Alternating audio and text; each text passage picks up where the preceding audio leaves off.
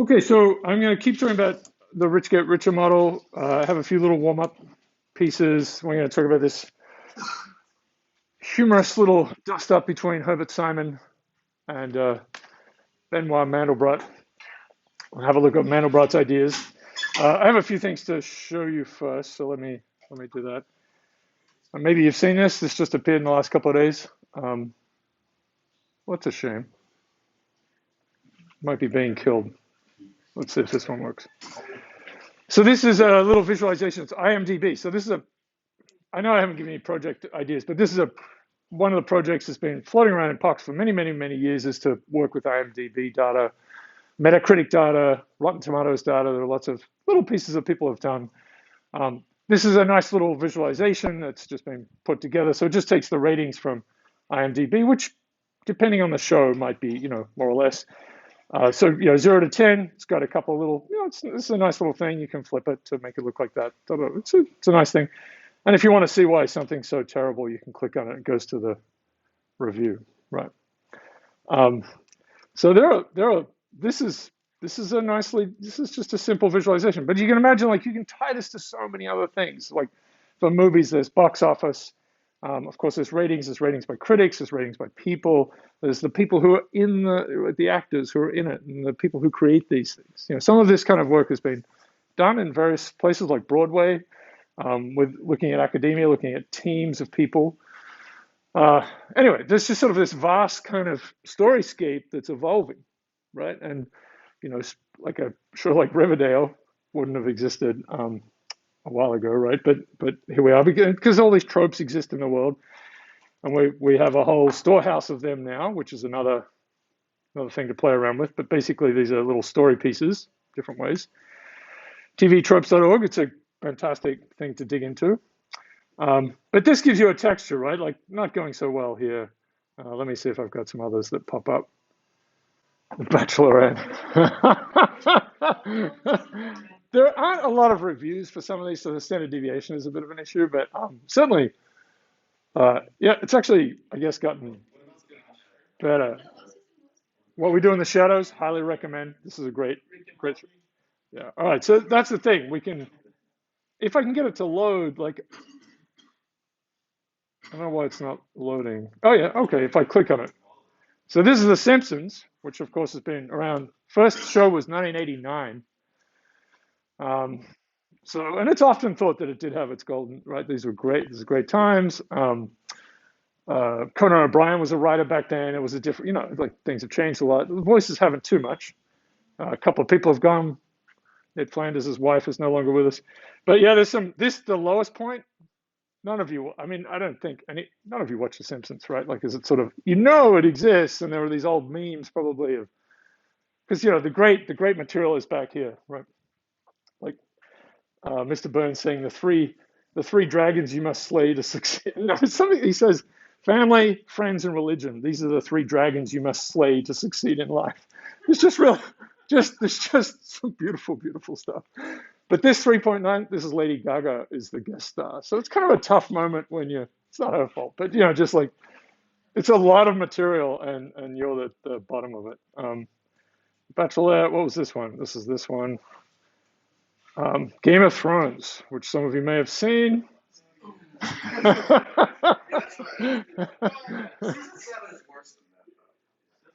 There are still, see, I think this is still believing, right? This is now they've given up and now they're mad.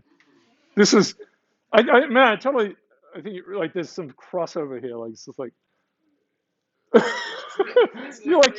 maybe you can kind of block out the stuff that's not really great. You can just like, I didn't really see that. Surely they don't mean that, because it's what humans do, right? We pretend the thing we don't believe is just not even there, right? So obviously we can do this all day. Buffy is very important, one of the great shows of all time. It's got a couple of bad moments. Ends well, so they know how to end a series. It's it doesn't have the worst. Yeah, I'll get you Community. Gilmore Girls, pretty solid little bit of a struggle here in season 7. SpongeBob, it's not great. I don't know how many reviews there are. You'd have to look that up. So great early on, and it's not been terrific. Anyway, we'll see what happens. That's pretty low, 3.3. Yeah, no, most the Great British Baking Show. I mean, of course this is a series about a serial killer killing serial killers, and this is the series killer. It was the end of it was everyone hated. What's that? Yeah, no, this is like sort of when you talk about the worst endings for shows ever. Um, weirdly, Angel, which is a Buffy spinoff, has a fantastic finish, but it was canceled. Like it was canceled or not. It was a mess. Squid Game is here. Let's talk about Squid Game. So it's okay. Yeah, this is. I mean, no spoilers. All right. Not everything is right. So this is Battlestar Galactica, which you may not have seen, but this is the worst ending to anything ever in the history of humanity. This is the most disgusting thing. I was riding my bike when I watched that, and I was yelling at the laptop. I was yelling at it. Well, I train on the basement, and this is why I watch all this stuff. This is like, so I get to do two things that I wouldn't do. Yeah, no, it's right. So I've inhaled a lot of pop culture. Like, I hate Game of Thrones, but I watched it during the I never wanted to watch it, but I watched it like I just, like watched it constantly for about 3 weeks in the middle of the pandemic. It was interesting. Um, did they get something right here? This one is going to be 12 Monkeys. Really, really good. This is the TV show. Look at this. Good ratings. So pandemic and time travel. A lot of pandemic things recently that were before the pandemic. Oh yeah. So this is Supernatural, long running show, and another one that managed to just end terribly. You won't have watched all of this or any of it perhaps, but it's just bad. People are sad. That's a long way to go for two emo brothers where all the women die. Oh yeah, yeah. No, I did. I of course I've looked all these up. Let me see if it's a bit slow. Lost in Space, so great. Lost is surprisingly not bad. And if you go to this and click on this, right? People are like, I actually really like the ending, right? And they talk about it's this person saying it's the hero of 1,000. It's Joseph Campbell. I'm like, whatever. Like you're a genius for doing this. Is garbage. Like that's the service that you wanted. Um, yeah, this is Hate Watch. I think this is let's see if the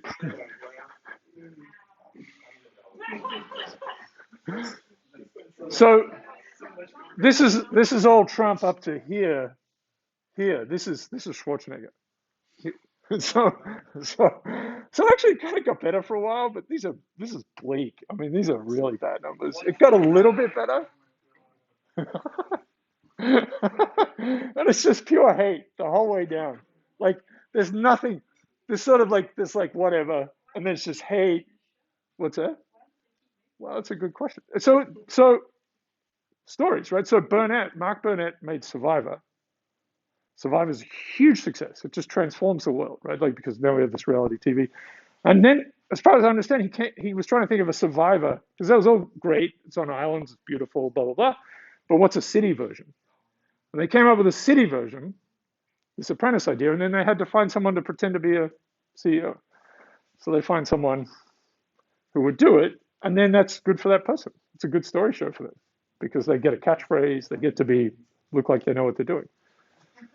Stories matter. Okay, so all right, so we could look at more. Oh yeah, all right. You want Rick and Morty? I'll give you Rick and Morty. Rick and Morty. It's had some rough times in the last season. I mean, it was a pretty. The end, they went back up. They did go back up. Yeah. But it was like they dropped it down so low. People were like, thank God. Yeah. Yeah, no, that matters a lot. Like Community is a good example of that because Community. So this is the gas leak. This is the gas leak season because Sony fired Dan Harmon, and then they managed to get him back, and then this is on Yahoo. It's just a mess. I don't know how this existed. Yeah. There's a little bit of they turn to a screen in Rick and Morty, and you can see it's the community. Yeah, there's a tiny bit. You can see it's the table with all the characters that kind of aliens. Yeah, I think that's just a universal. I think it's a universal feature. Anyway, they could end, these were big deals. Yeah. Anyway, obviously this goes on for a long time, but it's this is a lovely, charming visualization. But in terms of a scientific thing, there's a huge amount of stuff to explore here. All right. Okay, I thought we would do this all day. I haven't planned anything else actually, so uh, that's pretty good. Did you want something else? I think we have. I didn't show this one. This should be the Bachelorette. Similar situation as the Bachelor, but apparently it's getting better, right? Is this complete with? You don't have to reveal that you were a Bachelor or Bachelorette because this is a hate watch situation, right? People.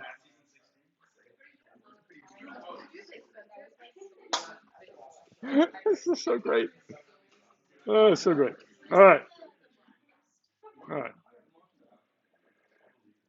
I'm going to leave some stuff. I'll talk about this next week.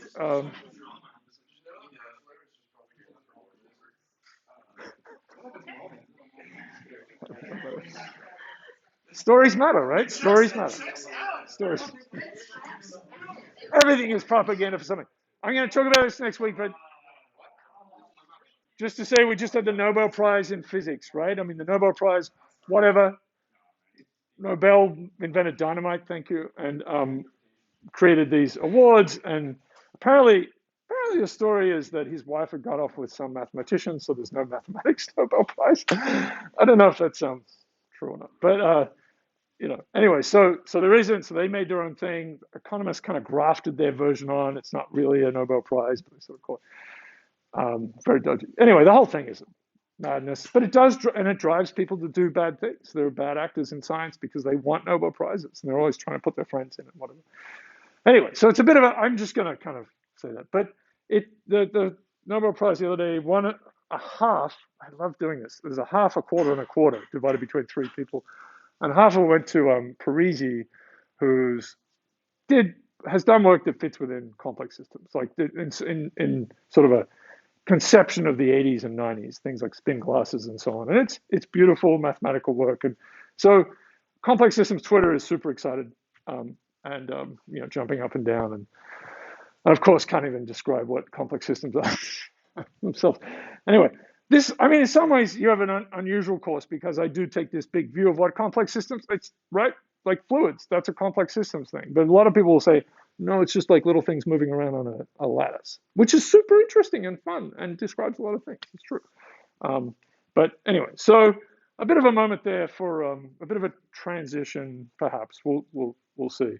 I mean, economics, for all its problems, did manage to dig itself out and give people like Kahneman a Nobel Prize. And Herbert Simon, who we're talking about today, seems to be sort of against the grain. Anyway, I'll talk more about some of the physics behavior later. Okay, let's see. With the words. All right.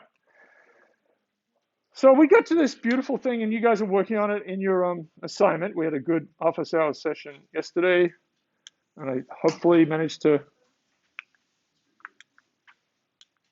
Yeah, look at that. That's fried. Adobe. Come on, Adobe.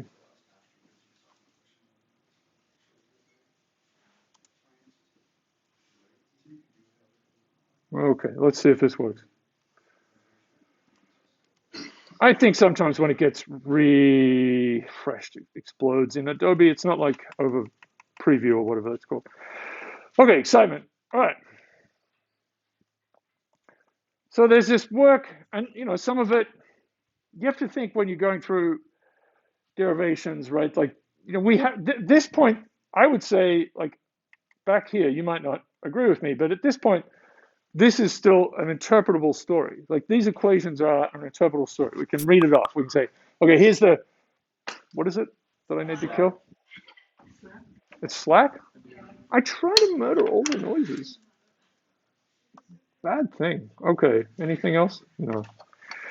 Um, and I really like it when this is, I think, an achievement, when you're doing some analysis. If you can write it down and explain, so it's still in a readable physical fashion, right? So there's a probability here. I mean, we have to annotate it, but this is a probability of that we copy something. This is the probability that we choose something that already exists k minus one times, right? So this is the fraction of groups that have k minus one in them, and then you have to multiply it by the number of groups, and then you'll get a plus one here because that's the change. We're going to go from k to how many groups do we have of size k at time t? How many do we end up at time t plus one? So if we start with a k minus one, that turns into a group of size k, right? So that's a plus one. This is in red, it's different. So this is a quantity, this is a probability piece here, this is a probability piece here, and we're losing one if we replicate something in a group of size k, because that becomes a group of size k plus one. Doesn't fit into this box anymore. And then we have to have a separate treatment here for k equals one. And so k greater than one, here's our little rule, k equals one, here's our rule. But it's readable. And of course, you could just rewrite this, right? We could just group this. At this point, we could just put the rows together, and that might look better mathematically, but you lose the story. And that's what happens as you start to do this, right? It's just algebra, not just algebra, but it's algebra. We're messing things around. And you may lose the physical story in it for a little while. So we kind of, tunnel through some mess and pop out at the other end. It's always a good question, like, can you explain, this result intuitively? So this is what we got to. It's basically this story here, that the long-term limit for large k is going out like k to the minus gamma. Right? So you're going to get this. There are gamma functions and beta functions. It's all very lovely. And then we have this really nice connection. Here's a big picture story, right? This is a big picture thing. This is a big macro thing. The gamma tells you about like the whole system out there for the tail. And it's connected to this little ingredient, this little coin flip thing that's just sitting there ticking away as it gets built. And again, I think, let me say it like this. This is a toy, you'll hear the frame toy model, right? So it's a toy model. It's possible something like this exists in the world, exactly like this, but probably not. It's a toy model, but it's a parable, right? It's like an extract of reality, like an essential extract of reality, sort of boiled down. And one game you usually have at this limit is, well, could we take more components away? Like, is there more stuff we could kind of shave off of this mechanism, because it's a mechanism, and still get this kind of interesting thing? And I'm not sure that there is. We can certainly elaborate it. We could make it more complicated. But this is a good end to be at. We've got something that's rich, and I don't want to overuse that word, but it's meaningful. It's it's quantitative. It produces something surprising, I think, that squares, as we'll see, with reality. So it's pretty cool. So all these words, they're micro to macro. So in principle, you could have something measurable about a system like this, like this growth rate. We've talked about how that doesn't really work out for certain, as books kind of unfold or whatever, but it's okay. And I just said this in words, but as you dial from 0 to 1, we can go from 2 to infinity in terms of exponents. So it's different to some systems where there's, maybe it's minus 2.5, like we had for the random walk thing. And then we'll say there's a universality class that's very specific and it's discrete, it's quantized, right? This is a continuous set of classes. But we know about the endpoints. So for low rho, there's low innovation rate, right? We're not making new ones much. Then gamma is going to be close to 2. So this is 0-ish. This is close to 2. And if it's just a bit off 0, right, then this is going to be a bit less than 1. So this will be a bit greater than 1. So it moves it up above 2. And this is, as I hope know at this point, this is a dangerous point, right? This is an exponent where the mean, if we go from below 2, as our tail gets wider and we cross gamma equals 2, we go from a finite mean to an infinite mean if we have an infinite tail. So that's things explode. So it's a wild power law story.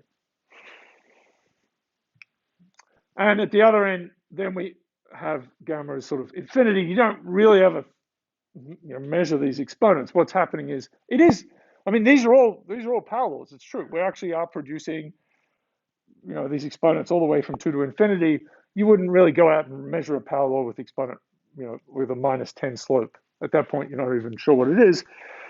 It would be hard to distinguish from other kinds of things. But this model does produce it. And of course, at these limits, you kind of have to go back and start. And I said this in office hours. When rho is 0 or rho is 1, you have to sort of start again.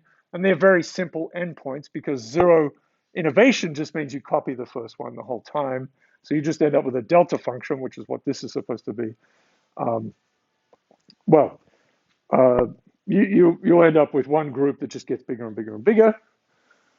And at rho equals 1, then you've got groups all of size 1. Every time you have a new, the clock ticks, you get a new elephant with a new color, and they're all special in their own special way. So you would have a book that's full of every word is unique, and of course we don't see that. So this is okay, that's good. Right. Yep. So it's a family of universality classes. So it's continuum. So Zipf's law, so we're going to put these things together. So we found gamma, right? This is from the size frequency distribution. This is this relationship we got through the complementary cumulative distribution function, realizing that if you flip that this way, we get the Zipf's law story. So the exponent connection was this. So we'll put this together. So it's alpha is 1 over gamma minus 1. We're putting in this result we found for gamma, 1 over 1 minus rho minus 1, which is fine. Sorry, this is the result for gamma here, 1 plus 1 over 1 minus rho, yep, plop. And then minus 1, so these cancel off. And then it's just 1 over 1 minus rho, we flip that up. So it's actually from a Zipf's law point of view, it's a very simple connection. The Zipf's law exponent is just 1 minus the innovation rate. I don't know if that's it. It probably is in the paper. I don't know, right? Sometimes these derivations are towards Zipf's law or towards the size frequency distribution. Right, so again, this is sort of this old school connection. This is Zipf's favorite kind of exponent. He was very excited about that. So we see that for many real systems because rho is, it's small, low innovation, right? This is close to 1, which corresponds to gamma being close to 2. And, at that limit, when alpha is 1 or gamma is 2, then of course the mean is infinite and things explode, and Krugman is upset in his rather terrible little chapter. Okay, so low innovation, and then of course other mechanisms are possible, as I said. But what we have is it turns out that, so what I'll say again is the model is incredibly simple to describe. We're just in one dimension. Time is ticking away, and you may not think, it depends how you're doing with the simulation, but in principle, it's pretty easy to code this up, right? We're not building some elaborate network structure and running things around on it or anything. You just have a vector and you say, okay, it's going to be, I don't know, 10 million things long, and call the first one 0 and then replicate it or not. And then just, as you're at time t, you just choose from, if you're replicating, you choose randomly from one before and put it in the next slot. If it's not, you just put in the next number that of groups. So that's a simple mechanism, but it turns out, the analysis takes a little work, right? Gamma functions pop up, which are, grown up, excited factorials, shall we say?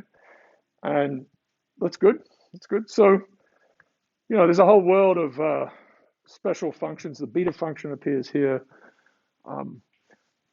And you don't need to know all of them, but just some of them will appear here and there, and it's good. In some ways, we will use them where we need to use them. Yeah. Is there a way to approach the same distribution that Simon's model gets us without doing it iteratively?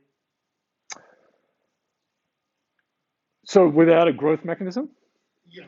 Yeah. Sort of generalize, I want a list to do this or whatever. I want a data structure that looks like what that Oh, I see. So yes, so you can definitely generate these things, like boom. Yeah, right. And so that's an interesting problem to do well, and you will have. Uh, there is a follow-up question. So the max of a sample number, so you've got these samples from a parallel substitution, the max. There's a game where you have to basically do that, right? Because you have to sample from a probability size distribution. Probably, sorry, probability distribution with a parallel size tail. You have to, and so it's pretty easy to, not easy, but it's easy to sample from Gaussians and all these things. They're often just built in. Um, but these tails are so long, you have to be careful. So there's a continuum approximation that makes it work, and we'll go through that. There's so we'll talk about it with networks too. There's these parallel size distributions for the degrees of nodes, right? So this is a famous model now. You can construct them wholesale in a sense, like by just making all these nodes exist and then wiring them up. So that's not a dynamic mechanism. It's not how, or you can grow them. So in some ways, this is a very, you sort of need to, if you just want a real one, you can, one of a certain flavor, it's good to make it, just straight up like you say. But there's great power in having things that are built, right? Because you get there. And when we talk about networks, we'll see that was the great stumbling block, I would say, for networks early on, because they were just pulling networks out of a bag. Just made a bag of all the possible networks, like 10 million nodes and 500,000 edges, just make them all, pull them out and look at them and think about distributions and so on. The universe never makes those networks. It makes zero of those ones that you pull out of the bag. The ones that are in the universe are in the bag, but you just never find them. It's kind of the opposite to statistical mechanical kind of things where, eventually kind of like all the air molecules are kind of roughly, spaced out in here, right? But turns out in networks, the ones you're interested in are right in that. Or it's where the air molecules are on the corner, which is an inaccessible, like we'd be in trouble if that happens, right? But it is a possible state. The way we do statistical mechanics, we say that is equally likely as a configuration right now. It's just that there are gazillion configurations that feel macroscopically like this. So this is a entropy source. Like how many microscopic states are there associated with this macroscopic state? Like if these air molecules move, we swap them. I just moved this one to here. We have we wouldn't notice this at all. So functionally at a macro level, we don't notice it. So anyway, we'll get to that. But it's important to understand whether things are dynamically accessible or not. And it's, for creativity, you can conjure up anything you want, right? So that's true too. And so we have some power there.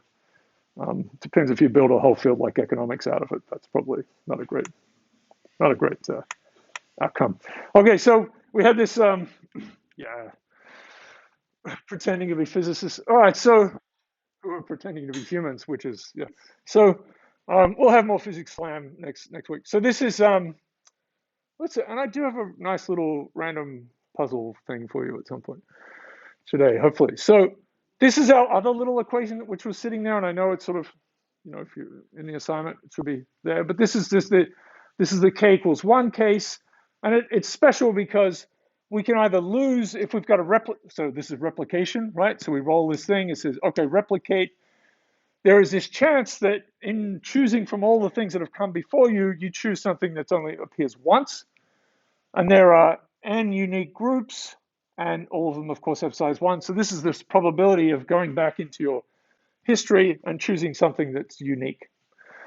So this is also a kind of a multi-level marketing, right? This is a pyramid scheme situation because there are new entrants to the game, right? So now and then we probably you get a new person into your little chain letter situation and say, come and join this this long train. Like we've got all these different elephants. A new elephant turns up with the new colors on them, and they're excited to be part of the team.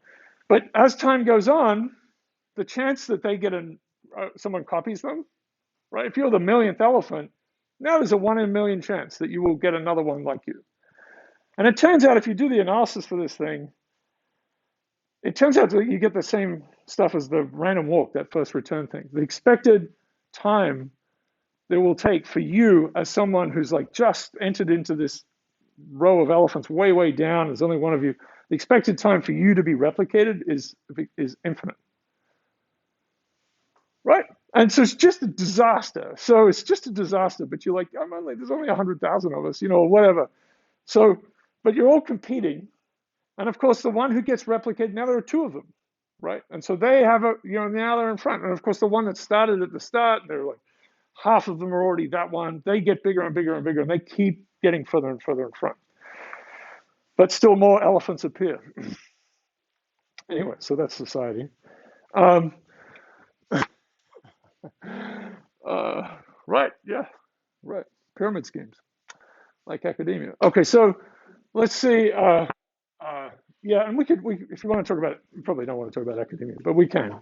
I mean, there's the Squid Game thing, which I suggest is pretty close approximation. But anyway, and I guess I am from, I'm a first gen person and all those sorts of things. So we could talk about the strangeness of not knowing where you're going in these things if you want, maybe in other settings. So because I don't know, I've never known where it was going.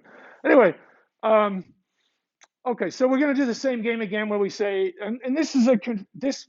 So I try to clean up notation. I've tried to unify notation. I sometimes will try to keep it consistent with a paper if I'm really, connecting with it. This one I sort of regret. This is, right, so there's a sub 1t. So this is groups of size 1 at time t. And this little prefactor, this is just going to be a constant. We're making this presumption that as time goes along, we'll eventually just get a constant attached to a time. It'll grow linearly. That turns out to be true, right? Turns out to be true. It's this usual kind of game where Simon or some subset of graduate students suffered horribly, and then they come back and they tell the story, right? They went down some rabbit holes which had, traps and bombs inside them, and didn't really board them up, which is the problem, right? You should say never go down this hole, but of course, if you say that, then people will go down it. Yeah. The fact that small n is constant is why we're allowed to drop expectations. So we're going to do two bad things. One is we're going to make that assumption, and then this is another act of madness. So there's separate things. We're going to say, on average, we're going to turn it into like a little fractional thing. And so this is only, of course, algorithmically, it's only ever going to be +1 or 0 or 0 or 0, right? The change is, right, or -1. That's the only thing that can kind of ever happen to this. But now we're going to say that over time, it's like gradually sort of ticking up a little bit, maybe going down, ticking up a little bit. And then we'll think of these as being fractional things. It's a shady thing to do. There's no question. It's a shady thing to do. And it works out. And then you can say, it's okay. But again, it's because a lot of monks died. A lot of monks died. That's why we know how to do certain things, because of monk death. There's I like to think of like theorems as having, how many monk lifespans did it take to come up with this, right? There's sort of stories of like Euler appearing and then, figuring out pi to 40 whatever places or something. And there's like some monk who was trying to get the 17th or the 23rd place or something for 30 years.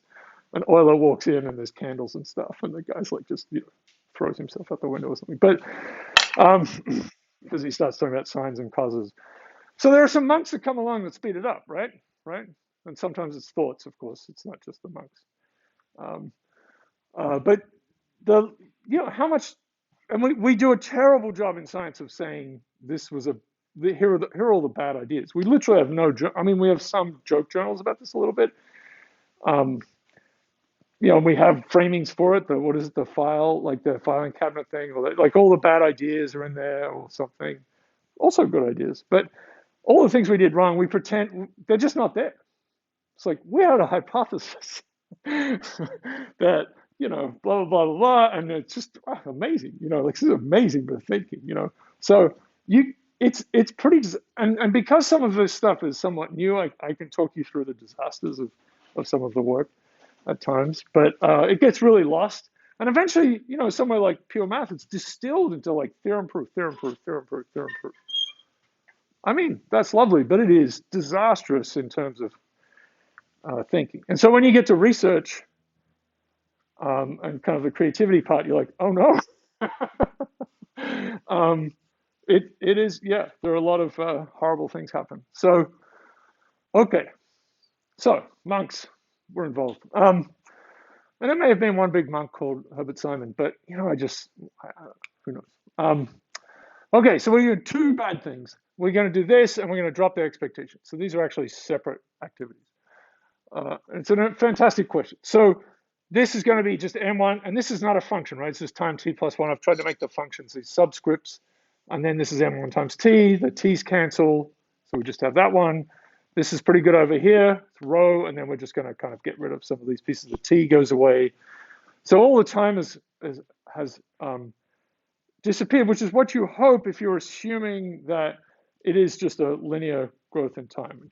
We should be able to just describe what these little n1s are and nks. So we can unwrap this one. Blah, blah, blah. We're just moving things around. So I'm going to slide that over there. And then, put these together. There's going to be a 2 minus rho, and there's a rho on this side. So it will be rho over 2 minus rho. And that's in the thing in the assignment. So this is a nice problem. So as rho goes to, well, I can get myself confused about this. As we have to, this is just n1, right? So we have to multiply it by t to get the total number of groups of size 1. And then we have to divide it. Say, if we're interested, say, what's the fraction of groups of size 1, then we can divide it by the total number of groups. So that's going to be this part. So, right. So this is the number of groups of size 1. We're just going to multiply that thing by t. So we've got this on top. And the number of distinct elephants, or if you like, the size of the lexicon in the book that this book gives you, is rho times t. Because typically, every row, there's a chance of, there's a row is the chance of getting a new thing. So rho times t is the expected number of new things that you will get over that time. Right, we've got t time steps to have new things, and rho is the fraction of that number of time steps is going to be how many of them are innovations. And this is it's obviously an incredibly simplified version of evolution as a whole, but it's innovation and mutation. And there is competition in here, right? You are competing with other things. So we're just going to divide through. So this is going to be if we look through this lexicon, let's say now we're thinking about a book, and we've got a list of words, the word the, of, and they've got their numbers of counts and all those sorts of things. And then we get to all the groups of size 1, and we say, okay, let's just put them together. How many groups are there of size 1? Which is how many words appear only once in a book. And so we're just dividing through here. The rho t's cancel, and we get this 1 over 2 minus rho. So this is a weird thing, because now we're not talking about the tail. We're talking about, right, the tail is out here. This is for large K. Now we're talking about the start of this distribution. This is weird, really, because usually you can only kind of get one end with this sort of simple model. Or, I mean, you could describe the whole outcome, but if you're trying to maybe fit something to reality, it might not work at both ends. Okay, so we're thinking about not the words that appear the most, or the elephants that are the biggest group, and the biggest city. We're talking about the smallest of them. And there's a feature of parallel things is the rare are legion, right? The rare are legion. So the things that appear once and are unique and special, yes, by themselves are unique, but if we take that class of uniqueness and think about them collectively, there's a lot of them. So unionization gives you power, right? And then there's a whole world there, I think, for some things like, so what do you do to address that, right? Each one needs its own special treatment, but if you can come up with a treatment for rare things that helps in some way, then, or some sort of, doesn't have to be treatment, but some sort of way of interacting with rare things that are unique, then, for good or bad, you could maybe change the system. And an example is in diseases, right? So there are, of course, there are a number of incredibly common, if we think about, fatal conditions, right? There are some really common ones. Cancers come in a whole variety, heart attacks and so on. But then there's those incredibly rare ones, right? That like one person on the planet has. And so how do you, that just will never be solved, because no one will ever figure out what happened to that person. But if you could do something that, helped kind of somehow brought all of this information together. It's a murky thing. Okay, so this surprising thing, right? So the fraction of, if you go through a book and look at the words and you find all the words that, you make a lexicon for it, the types, right? The book is full of tokens, it's a list of types. Then about half of that lexicon will only appear once in a book, which is, I think, surprising. It's a good thing to know. It's pretty durable observation for real distributions. And as it goes up, it's about a sixth. So you guys will determine this. It's about a sixth for things that appear twice. So that's reasonably, and this is, if you have a tail where the exponent's kind of close to one, where rho is, we think of this model as rho as being low. And so that goes on forever in principle, right? So this goes out to, when we have an infinite set of elephants, so half of them will be there once. And that gets to this point of like, it's a pyramid scheme. Half of you will never get the thing that was supposed to come in the mail from the other people who bought the hair product for the rash. Anyway, what was the one? There was the leggings one. That was a big one, right? There was a leggings thing. It was a whole scam. LuLaRoe, yes. No, it doesn't. It's like a Netflix thing about it now. It's not like it got to that level of. They all fell apart. It was a disaster. Like they became really popular, and they couldn't handle it, or it was a scam. I don't quite know, but they had just cartons that left out in the rain. People got them in boxes, delivered, and they're just disgusting. And anyway, there was that one. That was a good one. Anyway, pyramid schemes are, yeah. I did once have someone say something about Amway at the end of a meal, which was kind of amazing. Okay. I was excited about it. Betsy DeRoss, right? Is that true? Yeah, yeah. The American way. Amway is American way. It's too much. Okay. Sometimes the word, it's just in the words, right? One of my favorite ones for that kind of the big tell is this one, right? I mean, this is the letters doing this, right? Numbers num and letters let. It's just like, this is just total disinformation. And it's just going straight into your brain and you have no idea. Big alphabet. Okay. Okay, so this is a remarkable model, incredibly simple. It works well at both ends, and we're excited about that. And you get to play with, I think, Ulysses, because that's what clearly Herbert Simon obviously forced some students to count those numbers up, or someone else forced some students to do that. These are terrible things. We would not do it anymore, of course. For some people, it's only because we have computers, but other people have principles. And there's that and Pride and Prejudice, right? Okay, so this is the game. So you can kind of estimate it. And as I said, this is not really how it's going. So if you run Ulysses as a time series, it's not an innovation. It's not happening like this. It's not a random spacing of things. Words, actually unique words, or not unique words, but words, words that appear. Well, it's an interesting thing, like 33 times, how spaced out are they in a, Zipf looked at that. It's an interesting thing to think about. Characters, of course, have different parts and stories, so they might appear unevenly, but more basic kind of words appear fairly uniformly. Okay, so able to get this sort of thing, right? This is the real number, this is the estimated, based simply on this, right? Based on getting a row, right? So this is, and then doing the 1 over 2 minus row piece, and then the version for n2. It's remarkably good. Okay. So we might start with, well, we'll see. So catchphrases. So there's a history here. I just want to, that's the model, right? And I think it's a beautiful thing to work on. It's a remarkable paper. And it was a little bit, it's sort of, it was, obviously somewhat famous, but then I think not so broadly that everyone knew about it, so that physicists could appear and make up their own thing and say, look what I did. And it turns out a political scientist did something much better 40 years before. But this is the title of Yule's paper, and I sort of pointed to Yule early on. There was some observations of data sets with these power law tails for the stenography one and size of cities.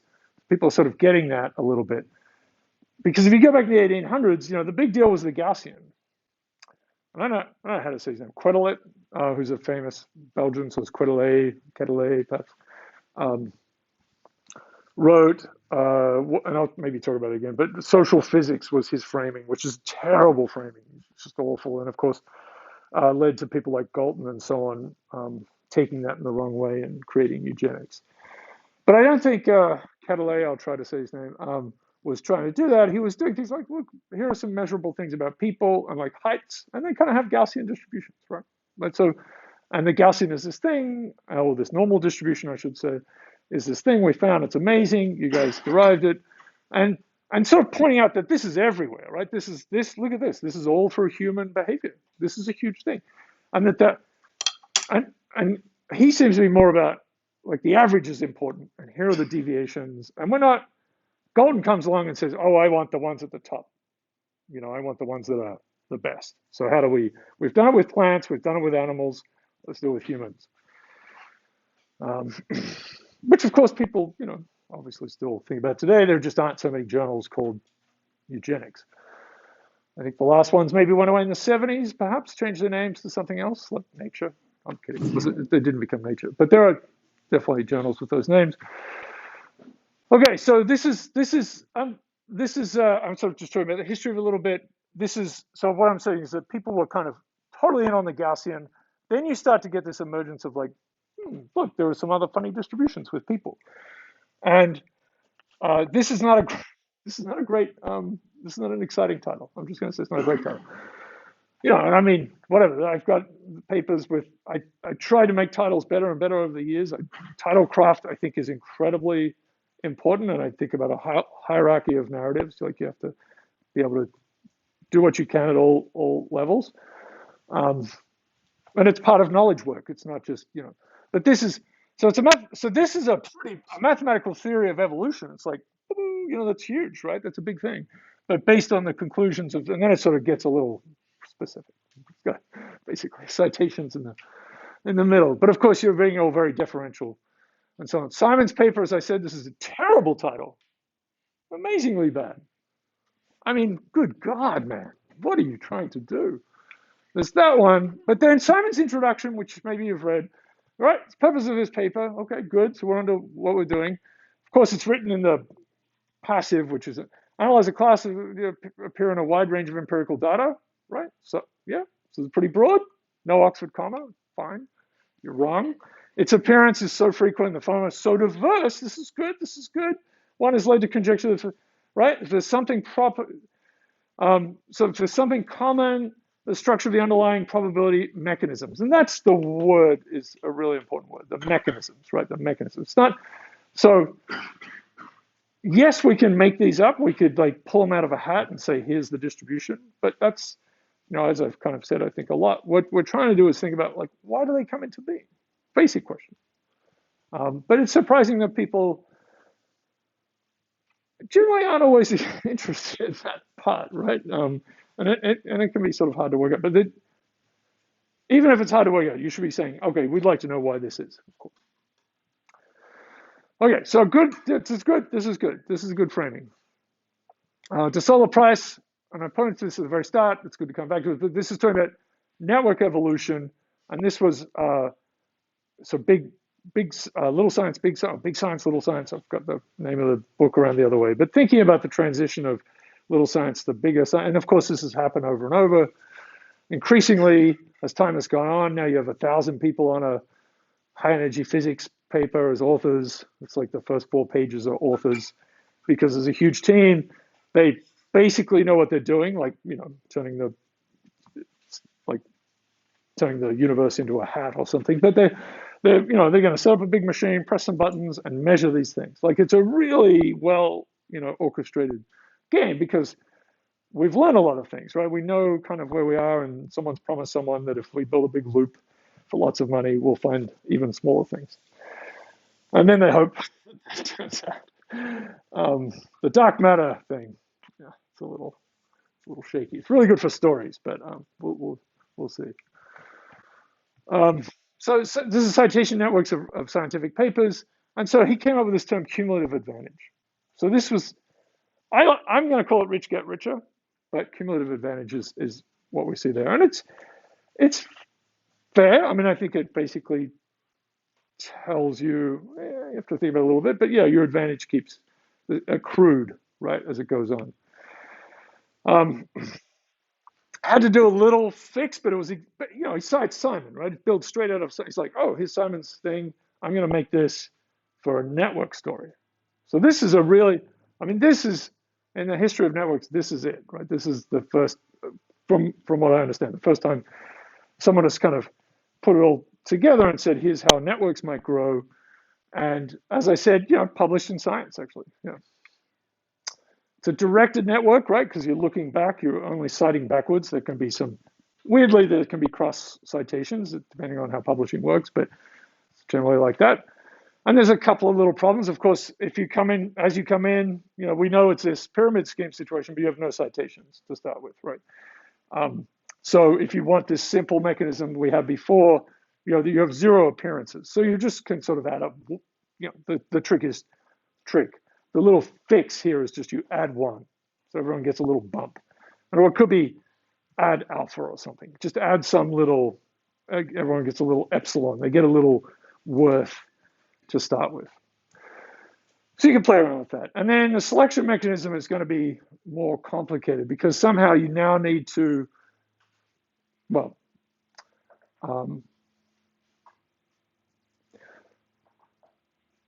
again, this is entirely surmountable, but if you think about how this might work, let's say you go into a library and you start just reading papers, right? You have to kind of know how many times a paper is being cited if you're kind of going to obey, if you're going to play, if this rule is going to work, this little algorithm is going to work. Now, you as a person who's writing a paper and is going to cite other papers, of course, you can't really know the whole thing. Within certain fields, people could be, better or worse. But it turns out, and I'll mention this again, it turns out that if you just randomly pick a paper and then look at what it cites, or if you randomly pick a person in a social network and then look at their friends and go to their friends, then you get the rich get richer thing straight away.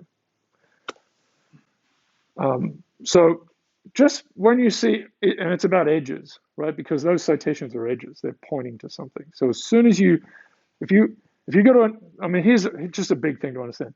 You've got a network, just a bare network. It doesn't have to have directions or anything. Nodes. The nodes are labeled. The edges are not labeled, but they're between nodes with labels on them.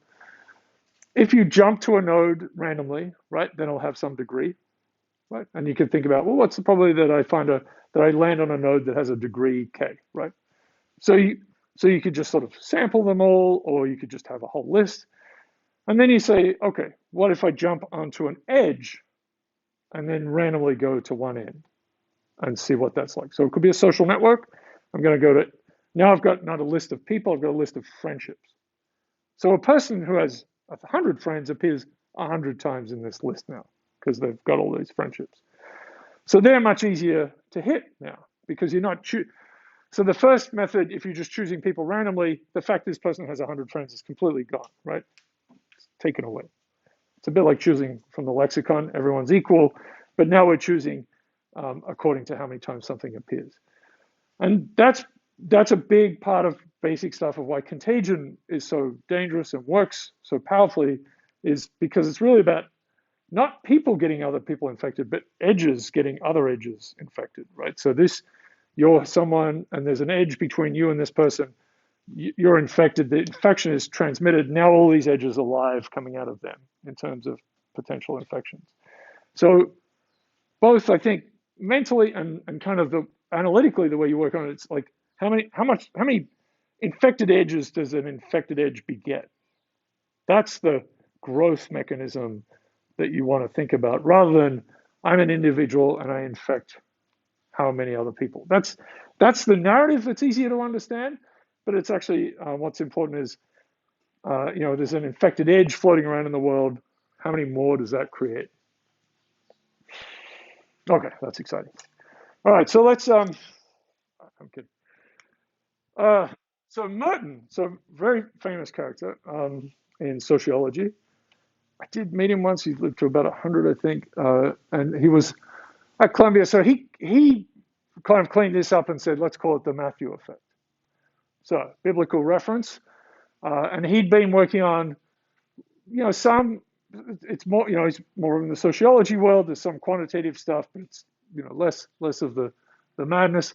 So he was looking at scientists and he found this thing which is different to which was nicely sort of you know offset by this observation more recently, right? That your most cited paper appears randomly in your career, as far as we seem to understand at this point. Enormous amount of data had to go into figuring that out, of course. But this was an observation that if you had a big hit early on, then that would potentially so you get a lot of publicity, you get funding, you get students, you get you get a position, you get blah blah blah, all these things. So that would help people's careers.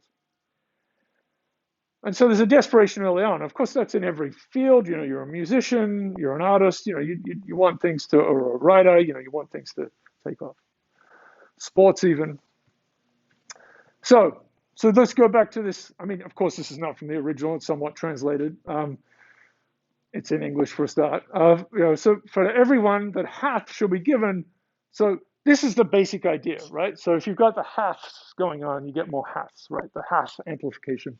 But then actually there's a more to this mechanism in the Bible, at least. From him that hath not, that also which he seemeth to have should be taken away, and cast the worthless servant into the outer darkness. There men will weep and gnash their teeth. We don't have this in that simple mechanism, but you could think about adding it, right? So it's really just this. It's this part. It's the elephants that hath elephantness that get more elephants. So, but this is also true, right? This is debt. This is right the end of so haths, unit of purchasing power. All right, okay. Terrible things, right? So because humans are bad. Men. Matilda effect is connected to this, because then you can start to look at how does this work out in terms of all of science. And of course, Merton's looking at, presumably it was mostly men and so on, but it was just broadly true. But then we have some pretty terrible differentials, which are changing, maybe. Right. Merton, I should add this, right? So he came up with these terms: self-fulfilling prophecy, which you would think has been around for a long time. Role model, it's pretty good. Unintended consequences, it's good. It's pretty good work. Focus, he said focus interview, but that's a focus group, right? Focus groups, we have them all the time. Yeah. Obliteration by incorporation. Let's look that one up, because that's,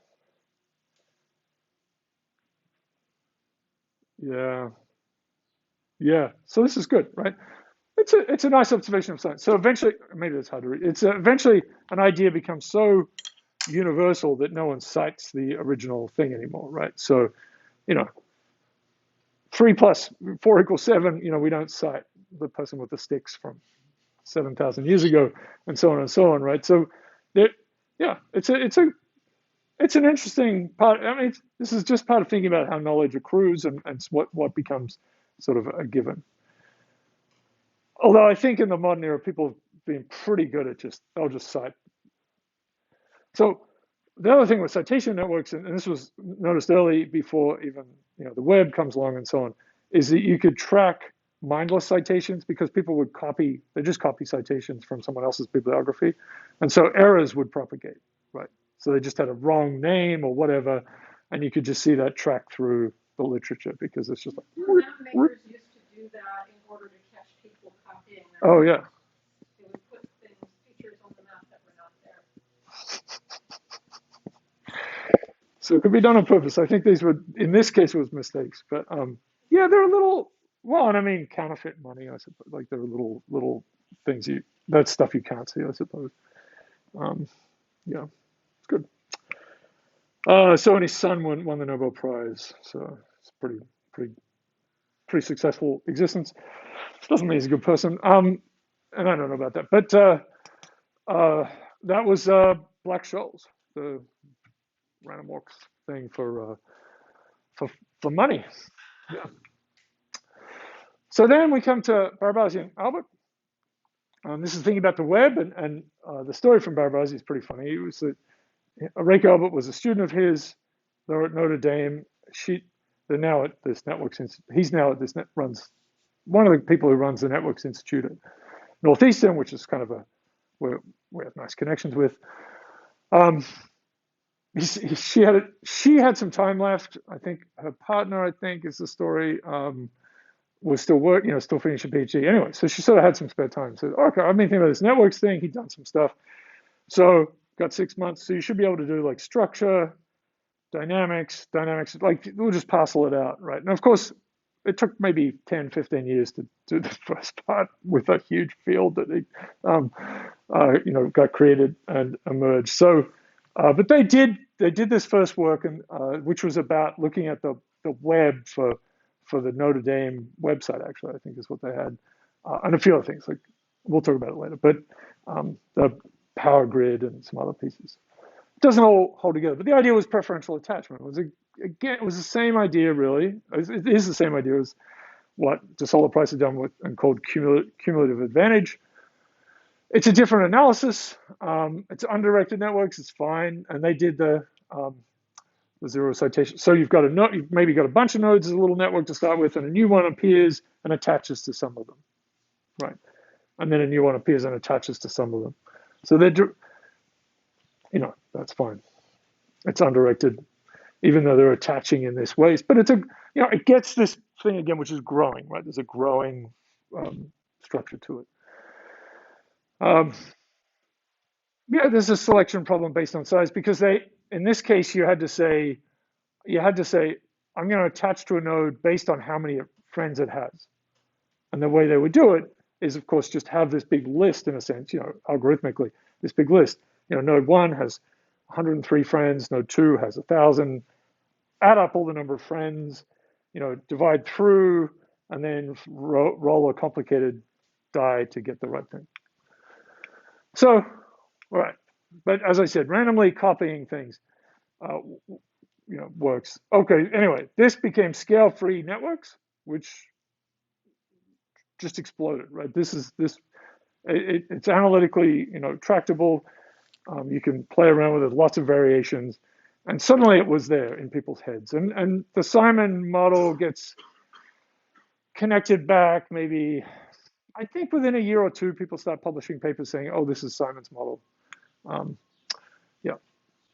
I think I'll tell you about the first mover advantage next week.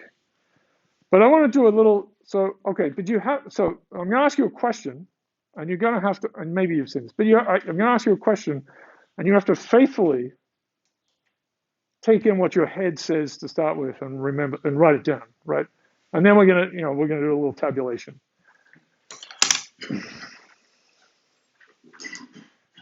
Let's see if this works.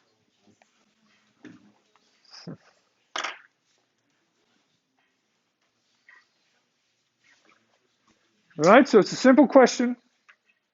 You just have to answer in your head, and we'll see what happens. So what's the most random number between 1 and 20?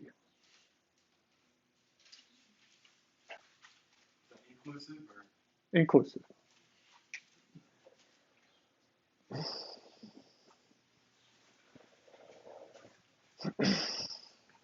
It's not a thinky thing. It's a feely thing.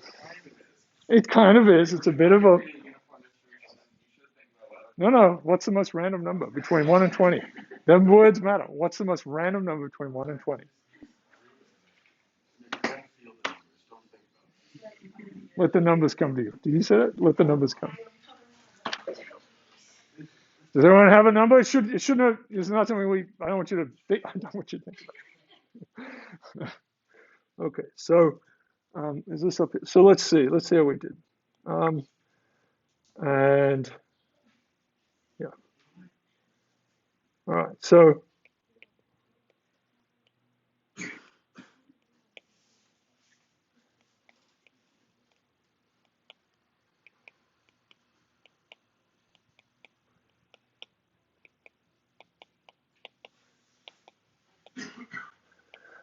all right, so who said 20?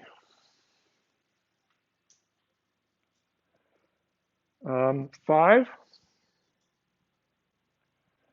1, 2, 6, 10, 16. 16 is good. 3. Wait, poor old 3. 4.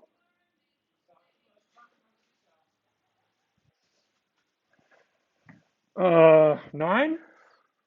Wow, no 9s. 15. What's wrong with 15? 14. 12. Yes? Do answer this honestly. I have it. Yeah, right. Well, I mean, of course you are, but I mean, I want answers from everyone. Which I know it's too late now, but that's true. 8. 18. 19. 1, 2, 3. 7. 13. No, I said 11. Let me say 11. 11. Wow. 13. 1. 17. 1, 2. No, I think it's only. Is it only 4? Put your hands up. 1, 2, 3, 5. Yeah. All right. So it's not a big sample, but there are big spaces, right? So I saw this in a chaos class in Melbourne Uni in, like 30 years ago, and it was 17 then, and it's still. And if you ask people between 1 and 10, 7-ish. The advanced ones are 1 and 100. So about 1 to 100. What's a good most random number between 1 and 100? 63. Not bad. 63 feels good. So the prime, yeah. Any others? Just like 50? No, right? So the question is obviously insane, right? But the point is, like, if we want people to come up with random numbers and you get them to do it, they can't. This sort of thing happens, and people will say 17. And so here's the argument for this, right? So it can't be 1 or 20 because they're at the ends, right? They don't feel right. 5s are no good because they're multiples of 5 is just this ubiquitous thing, so they're out. 2, we got a 2, but usually 2 is an even, and then so all the even numbers are out, because it's just that can't work. So they're mostly out. Like these are all 0 here. There's 1 here, 0, 0. So there are very few. Most of them are odd numbers for a start. So that's a bad sign for you as a random number generating machine. 7 is a lucky number, so it's a little funny, and 13 is an unlucky number. So they have some spice to them that feels like they're not super random, right? And then how are we doing now? And then so 3 again, it's too basic. So 3 and any multiple of 3, so you get rid of this. We've already gotten rid of some of them. That gives rid of 9. They're already gone. 19 is pretty good, but it's too close to 20. So that sort of discounts it a little bit. 11 also good, but 2 1s. It doesn't have a real, and that leaves you with 17. And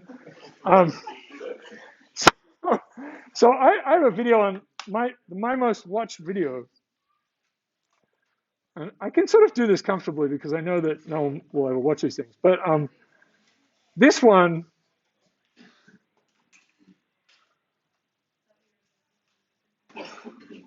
I go through this explanation.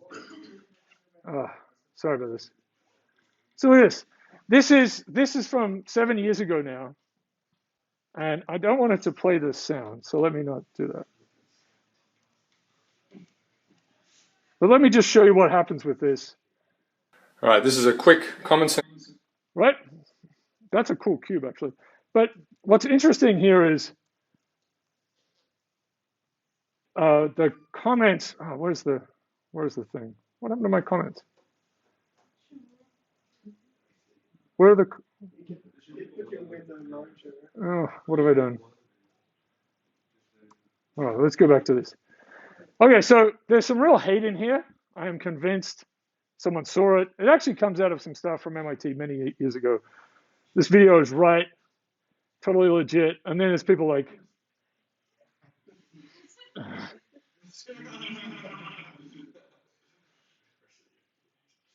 see, there's some rudeness. The digits add up to 10, and then they're like, this guy doesn't know the meaning of randomness.